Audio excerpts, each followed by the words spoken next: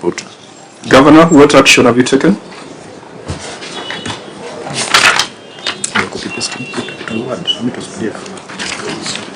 The County Executive Committee member for Finance and Economic Planning has been directed to take administrative actions against the responsible officers who failed to provide documents to the auditors at the time of the audit, and in Appendix 1A, the letter by the County Governor to the CMC, Finance and Economic Planning, has been attached.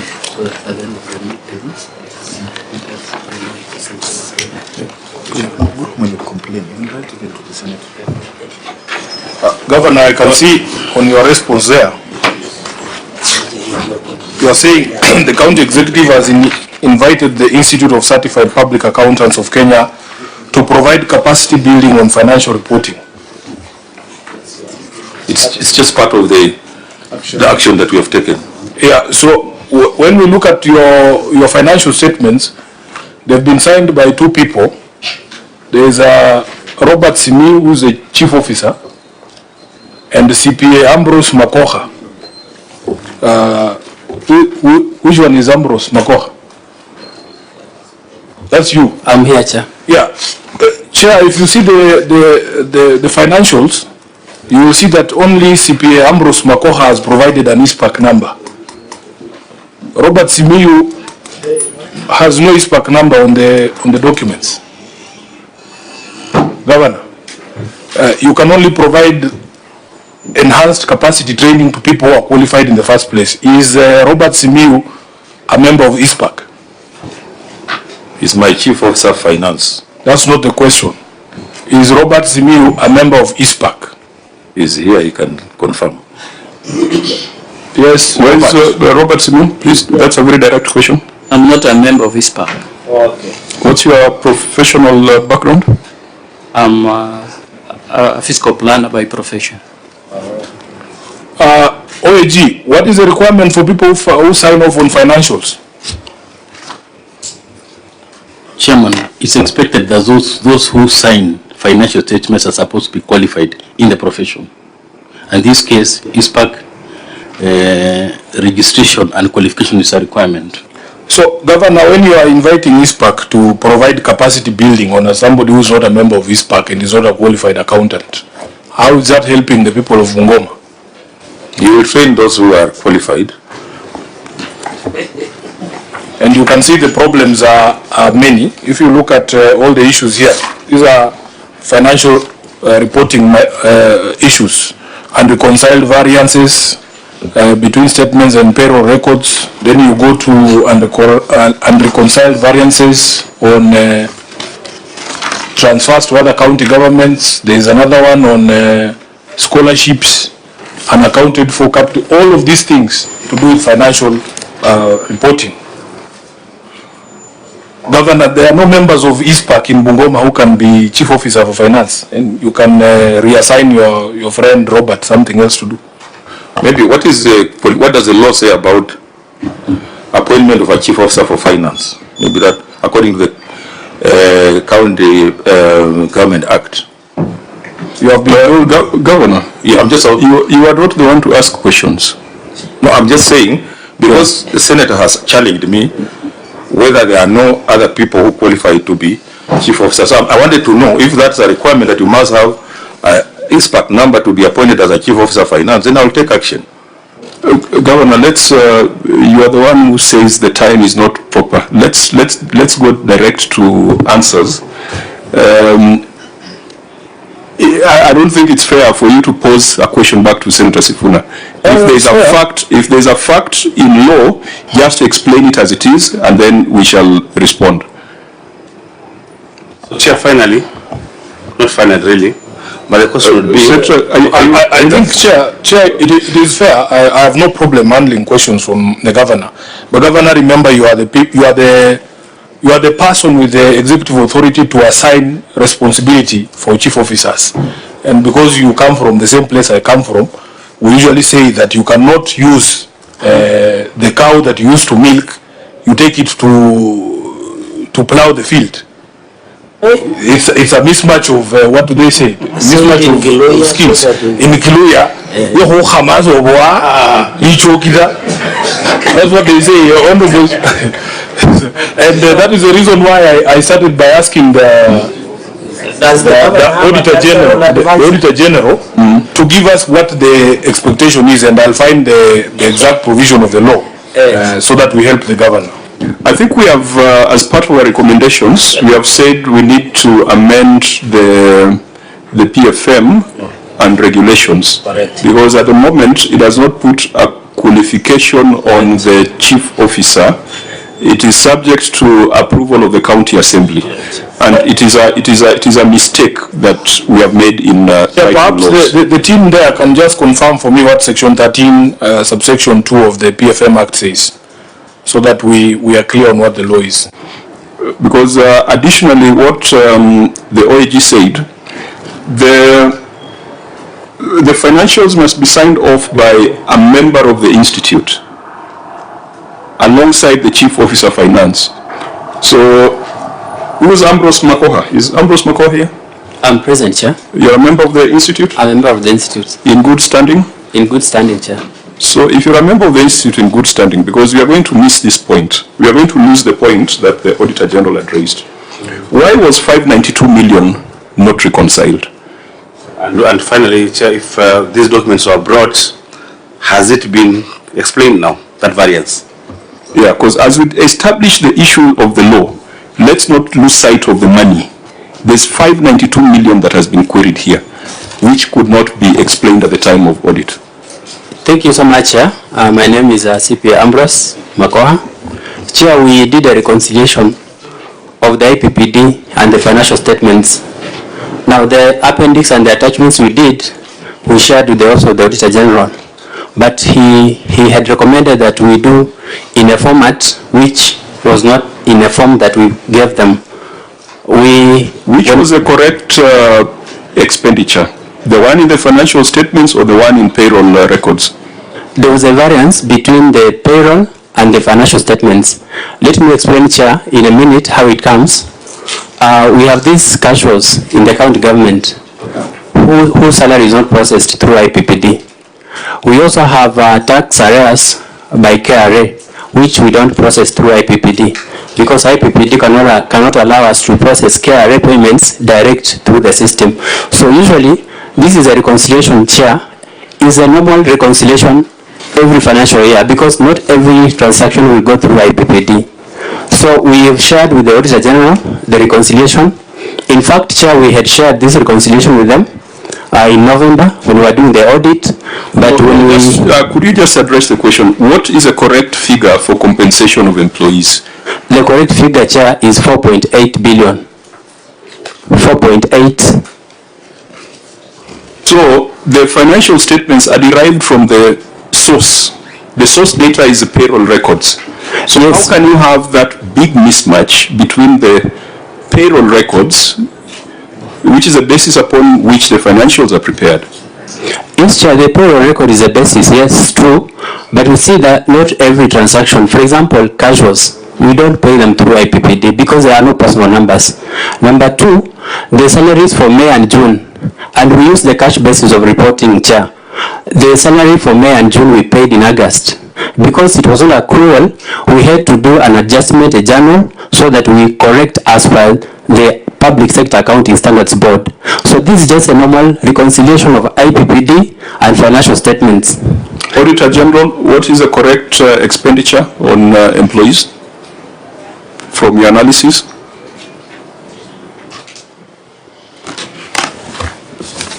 Thank you, Chair. According to the report that we had with the IPPD, the correct figure was supposed to be 5,452,051,258, but now that the financial statement were presenting a figure of 4,859,170,763. That is why we raised the variance. So from your perspective, which figure should be taken? Is it the 5.4 or 4.8, having gone through the reconciliation that the gentleman is talking about?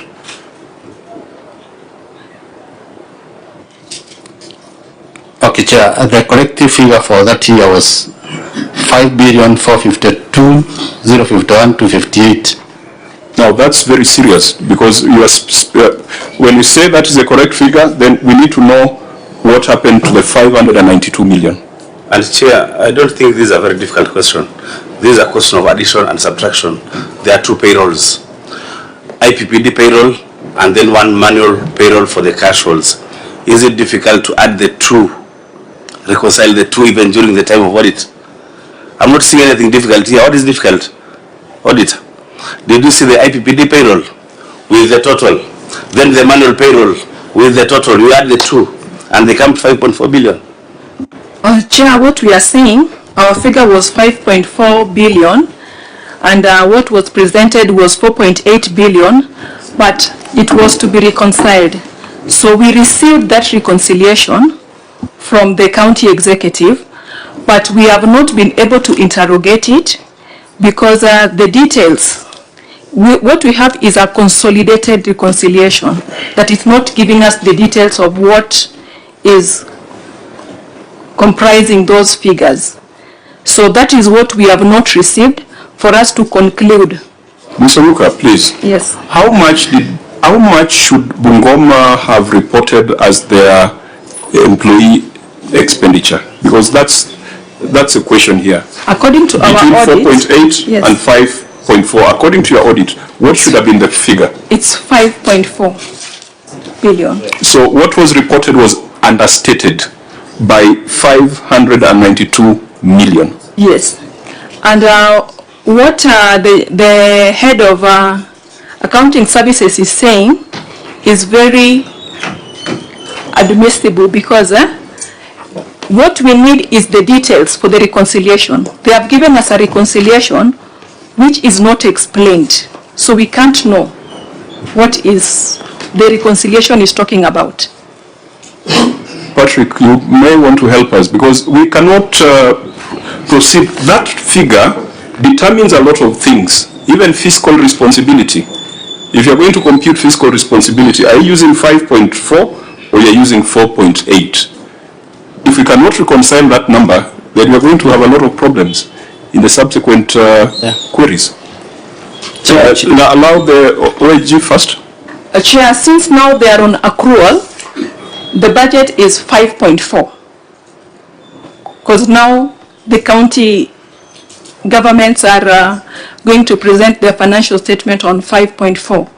But the year we are auditing, it was on cash basis. So that is why the reconciliation, we required to get that explained reconciliation to know why the source document is saying a different figure from the financial statements. And I thought, Chair, that gentleman indicated that in November, during the time of audit, that explanation was given. Are you saying that it was not satisfactory during the time of audit? That's what you said on behalf of the governor who's under oath. Yes, we provided, Chair, but just one, Chair, as she says, 2023-2024 we reported on cash basis, Chair. The salaries for May and June were paid in August because the exchequer was not received on time. So usually we reconcile because yes, you've done the IPPD, but you've not paid. And because it is on cash basis, you cannot include in the financials. So, Chair, there will always be a variance which has to be reconciled. And it was reconciled, Chair. Where I sit, figures must be accurate. Governor, you must know how much you are spending on your employees. Because you remember when you are in the Senate, we used to have a fiscal responsibility index in the formula for allocation of revenue. If the base is not clear, then we don't even know whether you're fiscally responsible. Already we have been told 47% of your revenue is going to salaries. But if the figure is 5.4, then it means that 54% is going to salaries. So, OAG and that gentleman, could you tell us how much was spent on salaries in that financial year? I don't want to hear the accrual and cash basis and the technical jargon. Just give us the figure that we should work with. Chair, we spent 4.8 billion. That was cash. OAG? Chairman, from the scrutiny of records, primary records, the county spent 5.4 billion, but reported 4.8 in the financial statement. And Chairman, remember, the financial statement is what is published. That's what goes to the public. But upon scrutiny, the county had spent 5.4 billion. Chair, I'm trying to understand this gentleman that what they reported in the financials is 4.8 billion because some of the salaries was not paid by 30th June of that particular year. It was paid after. And that is what constitutes 592 million, isn't it? And that is what we are supposed to reconcile. Yes. So shida iko wapi hapo? Ni kusema tu ingine ilipo baadaye na mahesabu yake ndio haya ama? You see, at the end of the day, the numbers must tie. What the OAG says and what the county says must tie. If it does not tie, then you have a problem. And the variance is 590 million. A very, very, very big variance. If it was a few thousands, I think we would have already brushed off this thing and moved on to the next issue. Chairman, looking at the reconciliation they provided, which was dated 24th of September 2024, yes, the reconciliation was provided, but the auditor is asking where are the details. When you give me a figure of, say, 2.4 million, 32 million, the reconciliation was where are the details? Through a general voucher? No, or it was a schedule? It was a schedule, Chairman. Yes. And you are yet to agree with the county? Yeah, because we have to see what are the details that make up those documents you want. Have you made it clear to the entity what you're looking for? Chairman, we have agreed, and I remember when even before you came for this meeting, they were saying those reconciliation, those reports, because they are so numerous, they can only be given in soft copy. This is what the officer said in the morning. And we're in agreement. Let them give us that information, even in soft copy. We have the tools to be able to analyze them and give yes, come up with the reconciliation. Governor, I think it's very clear that they are saying they have not looked at what information has been provided to them yet. So I think it will be important that we give them time to look at that so that they come up with a figure that is agreeable to all of us. Because you know, this one is saying differently. They have not yet checked exactly what has been provided. So I think it will just be back and forth. My concern, Governor, is that this is not the first time you are seeing this query. This query was contained in the management letter. This query was contained in the financial statements, which was signed off by the Auditor General on which date? In December. It's not the first time this matter has come up. Why should we at this point still be asking for additional information or additional time for reconciliation? Because this was in your management letter, the details were in the ML. Can you confirm that? Can you confirm that the details were in the management letter? I was just trying to get a way forward.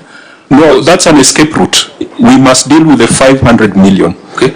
If you want to, let's then proceed because it's going to be, we say this, the auditor says this. And all I was saying that if they have said they have received information which they need to verify, then why don't you give them even 2 days or 3 days to do it? Then we are prepared. Otherwise, you know, we are not going to agree. They will be saying something different, we say something different. This exercise must be definite because the next audit cycle is on, and we must take a report to the House, and our report to the House must be clear on what we think was the expenditure on employees. At this point, we will go with the auditor's number. Now, if you go with the auditor's number, we'll have 500 million, which is suspicious, and where people can make all sorts of interpretation. So, Auditor, how do you advise us to proceed with this matter? Because you are our technical advisors. Chairman, we will advise that let them give us those soft copies of that information, even in a flash disk. We'll be able to run that information through the tools that we have, then we come up with the correct figures and advise this committee, Chairman. Okay. Because they're saying that information is available. Finally, Mr. Mako? Chair, in fact, we discussed in the morning and already shared to the email the details that they had requested. So it is already shared, Chair. Thank you. So I think this matter remains outstanding because we still cannot understand, and it has not been explained what that variance of 592 million is. And until the auditor does a verification, I think the committee will be going with a figure of 5.4 as highlighted by the Auditor General. On the issue number 2, has this been addressed, OAG, as per the recommendations?